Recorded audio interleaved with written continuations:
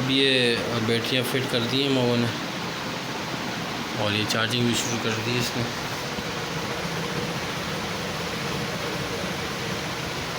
तो ये बैटरियों का आपस में ये प्लस है, ये माइनस है, ये लिखा हुआ है माइनस, ये है प्लस, इन दोनों को आपस में कर दिया।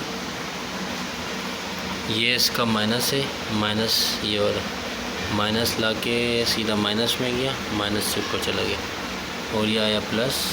बैटरी हमने इस तरतीब से रखी है कि ये कुछ सेटिंग इस तरह, ये प्लस है, ये रहा प्लस, ये प्लस हम लोगों ने वो उस प्लस में लगाया, वो ऊपर चला गया और ये बीच में प्लस माइनस आपस में लगा हुआ। तो 4 बैटरियाँ, ये एक्स्ट्रा बैटरी है वो, और चार्जिंग भी हो रही है, डायरेक्ट भी चल रही है लाइट।